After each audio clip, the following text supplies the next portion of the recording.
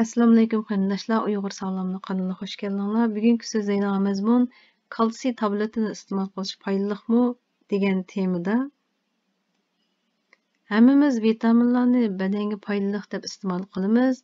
Navoda kalsium tabletlarini iste'mol qilayotgan qarindoshlarimiz bo'lsa, qarab yiqinglar.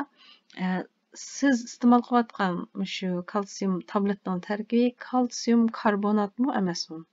Navoda kalsium karbonat bo'lsa, uni iste'mol qilmagan yaxshi, chunki u vaqtishiga o'xshashlam narsa badanga simirilmaydi, faqat tashigandeklar bo'ladi. Uning uchun eng yaxshisi uni ishlatmang. Navoda siz iste'mol qilayotgan kalsium tableti boshqa turidagi kalsium bo'lgan bo'lsa, undaqda buni iste'mol qilish badanga qanday ta'sir qildi? Bu to'g'riliq qisqacha to'xtalaylik. Navoda shu sunkimni kuchli qilaman deb iste'mol qilayotgan bo'lsangiz, sunyakning tarkibiga qaraylik. Sunyak 50% kollagenlik oqsil, undan qolsa magniy, fosfor, kalsiy qatorliq mineral moddalardan tarkib topgan. Bir taraflamalik sunyakka kuchli qilaman deb kalsiylarni iste'mol qilgan bo'lsak, u chog'da bu kalsiy davomli yuqori miqdorda badanga kiravergandan keyin bu qon tomirda oqadigan kalsiyning miqdori yuqorilaydi.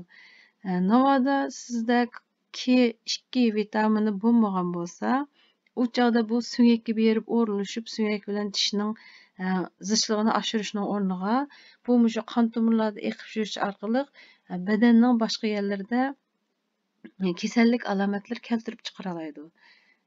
Yaqinqi yillardagi sonliq ma'lumotlar tekshirish tadqiqotlar natijasiga asoslanganda kalsiy to'liqlaganlarning yurak qon tomir kasalliklari bo'lish nisbati ya'ni xavfi 30%, sakta bo'lish xavfi 20% oshgan. Bu davomli 500 mg kalsiy iste'mol qilgan kishilarga nisbatan ilib berilgan tadqiqot. Undaq bo'lsa, nimishqa kalsiy tabletini iste'mol qilish yurak qon tomir kasalliklariga giribdor bo'lish va sakta kasali bo'lishning xavfini oshirdi desa, qon tomirlarda eqib yurgan kalsiumning miqdori yuqori bo'lib ketsa, bu patologiyalik kalsiylashishni keltirib chiqardi. Bu deganimiz badandagi kalsiyning xato joylarda, ya'ni kalsiyning sunyakda emas, balki yumshoq to'qilmalarga o'ralashib qilishi, ya'ni shu yumshoq to'qilmalarga kalsiyning cho'kib qilishi sababli kelib chiqadigan yumshoq to'qilmalarning qetishini ko'rsatadi. Bunga misol olsak, qon tomirlarining ichki devori oksidlanish sababli zaxmlanadi. Bu oksidlanishni burunqi diabetes to'g'riliq so'zlagan. Buningda qon tomirdagi qandning miqdori oshib ketsa, buningga ergashib insulinning miqdori oshsa, bu qon tomirlarining ichki devorini zaxmlantirdi, oksidlantirdi. Buning bilan u yara shakllik bir zaxmga uchraydi. Bunda zaxmlangan chog'da buni badanimiz asliga keltirish uchun oqsil, xolesterin va kalsiy bilan remont qilib, bo'tqisiman qetishma shakllantirdi. Mana siyriq yo'g'on turgan shu bo'tqisiman qetishma va ushshaq oqlari kalsiyga vakillik qilgan bir ko'rinish bu ham hisobda.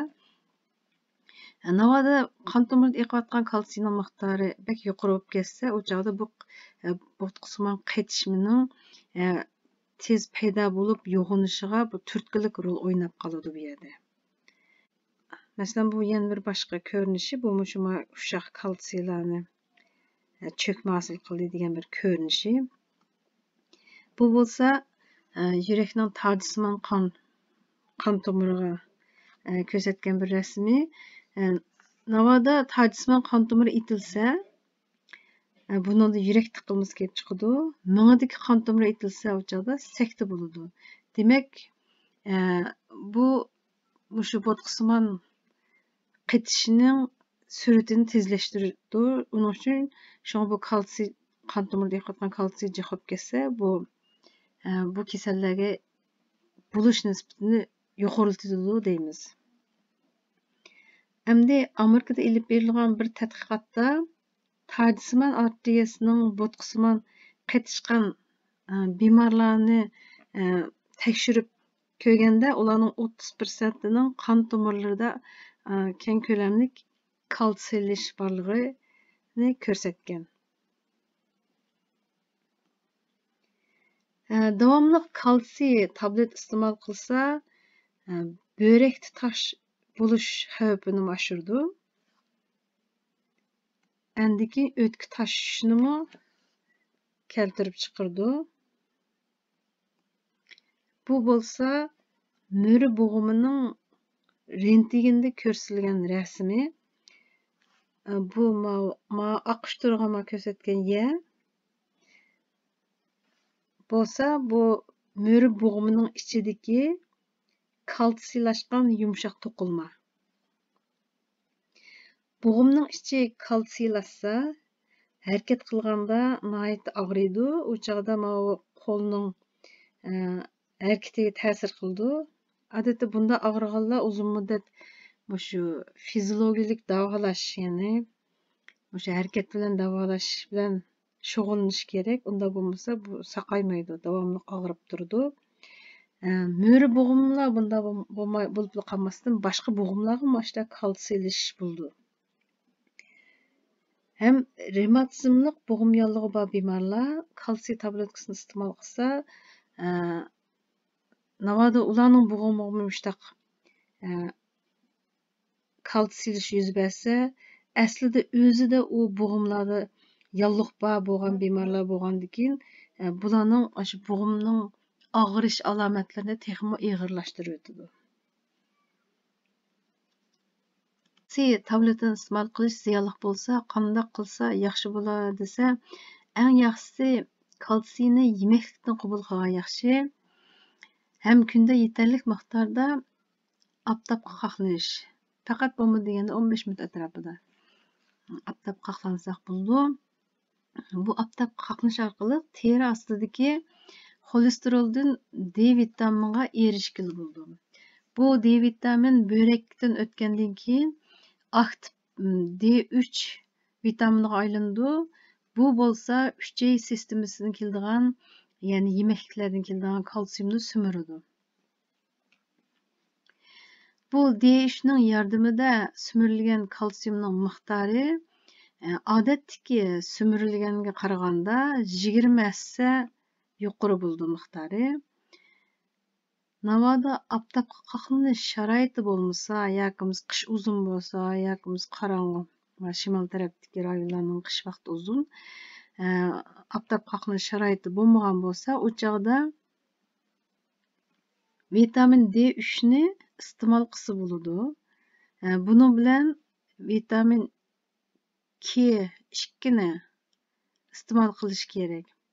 Vitamin K2 bo'lsa, kalsiy bilan birlashib, kalsiyni qon tomirlardan yoki yumshoq to'qilmalardan ilib, uni tish bilan sunyakka qaytarib kelalaydi. Buning bilan sunyak va tishning zishligini orttirib, chidamchanligini kuchaytiradi. Shundaqla qon tomirlarining va yumshoq to'qilmalarning kalsiylashining oldini olg'ili bo'ldi. Bu ikki material bo'lsa, ozuqliq epidemiologiya va yangi texnologiya diagnoz qo'yish qo'rollari degan jurnallardan ilingan vitamin K2ning ya'ni MK7 deganini iste'mol qilgan kishilarning to'g'risida ilib berilgan tadqiqot natijasi bo'lib, buningda vitamin K2ni iste'mol qilgan kishilarning yurak qon tomir kasalliklariga va sakta kasaliga giribdor bo'lishining ko'rinarli tuvan bo'lganligini ko'rsatgan bir material ekan bu. Undan boshqa harakat qilish nihoyatda muhim. Suyak o'zini to'xtamay yanglab turadigan hayot to'qilma dedik. Bo'libmi ig'irlik ko'taradigan sunyaklar davomli o'zidagi kona va qiyrigan sunyak hujayralarni parchalab yo'qotib, sog'lom bo'lgan yangi hujayralarni shakllantirdi. Navoda davomli yugurib, ham ig'irlik ko'tarish qatorliq faoliyatlar bilan shug'ullanib bersa,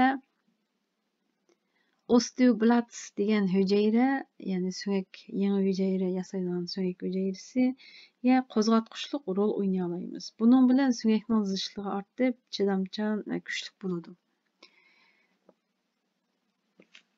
Şuna bulupmu biz ayollar uyda to'liq uyda faoliyatlar bilan shug'ullanamiz, sirtqa chiqib chiniqish bunday sharoitlarimiz bo'lmaydi. Şuna bo'liq chiniqish uylarga boramayman, sirtqa chiqib yugurolmayman demay, uyda mushtaq o'zimizning bor sharoitida hareketlarni qilib bersak, inshaalloh badanimiz yaxshi sog'lom bo'ladi. Bo'libmi shu ig'irlik ko'targanda uyda ig'irroq necha kiloluk narsalar bo'lsa, masalan, süt bo'lsin bo'ldi, 1 kiloluk, 2 kilogramlik sütlar bo'lsa, shu sütlarni ko'tarib mashq qilib bersak bo'ladi. Endi keyin men o'ng tarafdagi ayol xuddi bundaq Jayniki bilan o'zining badanini ko'tarib, ig'irligini ko'tarib turdi. Shunga o'xshash turishni har qanday yerda qilib bo'ldi. Masalan, televizor ko'rgash tursaqmi yoki oldimizga bir kitobni qo'yib olib o'qigash tursaqmi badanimiz chiniqib, ammo bilaklarimizga besim berib chiniqish maqsadiga yeta olamiz. Undan keyin bolalar kichik singillarimiz bolalar bilan sirtqa chiqish absiz bo'lsa, bolani o'ynatgash, bolalar bilan harakat qilib badanni sog'lomlashtirish bo'ladi. Ondan keyin uyning ichida yugurish harakatlari, bir joyimizda turib harakat qilsak, bu badanimizga foydali. Mushtaq qilish orqali so'ngakka besim berish orqali so'ngakimizni kuchli qila olamiz. Shunga kalsium tableti ichishning hojati yo'q. Sog'lom oziqlash deganda oldingi qatimliq shu so'ngak shalanglish to'g'risida so'zlagan temada shuningda qanday oziqlash kerak degan to'g'risida bor. Shuni ko'rib baqsanglar bo'ldi. Bugungi shu kalsiy tabletasi to'g'riliq so'zlaydigan temamiz mushagicha bo'lsin. Inshaalloh keyingi qismda yangi temalarni ko'rishgacha Allohga omonat.